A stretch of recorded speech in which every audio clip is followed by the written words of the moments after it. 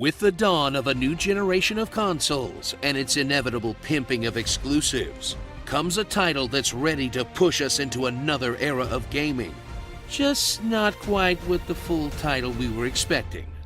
The first taste is $49.99. Spider-Man Miles Morales. Swing into the Spider-Verse once again. And by the Spider-Verse, we mean the same New York City map from the last game, as you don the mask of a different wall-crawling superhero, just in time to show off the graphical chops of the PS5, as the smoother animations, faster loading times, and seizure-inducing particle effects do their best to prove to PS5 owners that getting a $500 console at launch wasn't a mistake. And the 99% of people that didn't sell their soul to Satan and or Best Buy just get a PS4 expansion pack. In a brief experience that adds a little bit on top, but mostly feels like playing more of the first game. Except for the part where they changed Peter Parker's face completely. Now he looks like an anime character that just graduated middle school. Navigate the tangled web that is the story of Miles Morales, a teen that coincidentally received spider powers in exactly the way OG Spider-Man did. Except he also turned into a human taser and got an invisibility cloak, essentially making him better Spider-Man. Then watch as he grows into his own friendly neighborhood hero, as Peter Parker takes a vacation and leaves the defense of New York to a 17-year-old boy, which doesn't seem like it's super in character for someone whose whole thing is personal responsibility. Then feel the visceral, relatable anxiety of being really, really bad at a job you just started, as Miles tries to keep Harlem safe in a turf war between an evil corporation run by evil Ryan Seacrest and a gang of super teched-out thugs led by, of course, his childhood friend and love interest, all while trying to maintain a social media presence. In a story predicated on extremely genius-level teenagers all coincidentally connected. That's basically the video game version of a popcorn flick. It gives you exactly what you were expecting. But let's be honest, we didn't come here for the story. We all know why we bought this game. Ha! Worth every penny. Explore the vibrant streets of Harlem that you'll swing around with the exaggerated swagger of a black teen.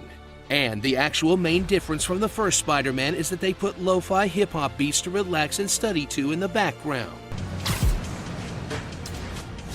as you search the city for the usual collectibles hidden behind one of the game's 3 or 4 puzzle mechanics, where you'll pick up time capsules, tech caches, and samples for your uncle's Fire mixtape.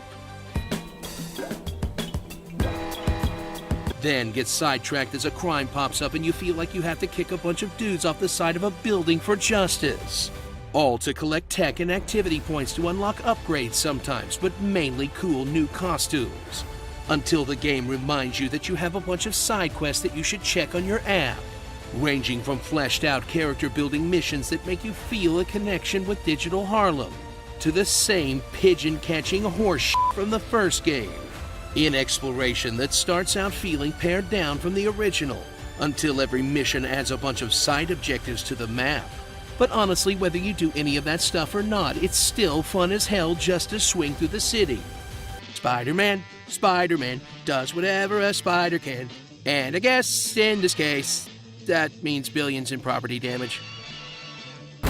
Plunge headfirst into trouble with Spider-Man's signature battle mechanics, as you swing into a swarm of bad guys and continuously beat them into submission in a way that would absolutely kill them, as they spice up the original combat with a handful of different special attacks that they decided to call Venom powers, since that's not confusing at all in a franchise that has a long-standing character named Venom.